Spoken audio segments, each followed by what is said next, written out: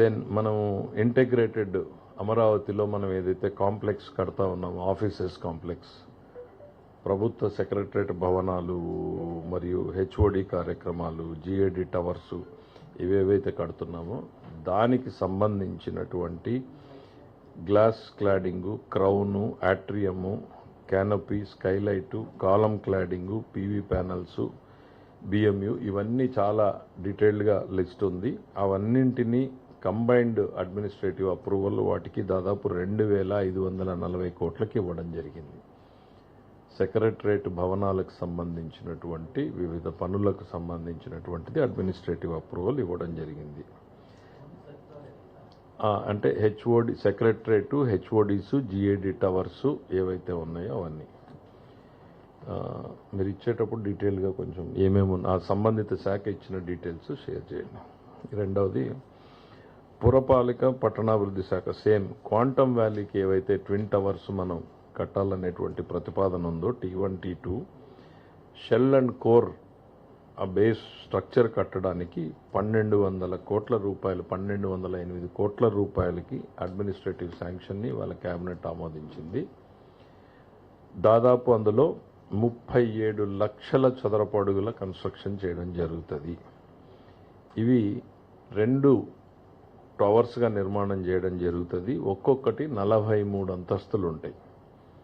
దీంట్లో క్వాంటమ్ టెక్నాలజీస్కి సంబంధించినటువంటి startups, companies వారికి అవసరమైనటువంటి అన్ని ఫెసిలిటీస్ ఆ క్వాంటమ్ టవర్స్లోనే ఏర్పాటు చేసేటట్టు నిర్ణయం తీసుకోవడం జరిగింది. దెన్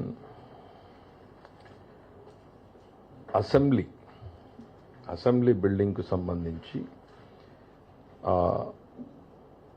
స్పైర్, సెంట్రల్ స్పైర్ అనేటువంటిది పిలుస్తారు. ఆ central spire, parking ring, approach bridges ఇవన్నింటికి కలిపి దాదాపు 798 కోట్ల రూపాయలకి అడ్మినిస్ట్రేటివ్ శాంక్షన్ ఇవ్వడానికి క్యాబినెట్ ఆమోదం తెలిపింది.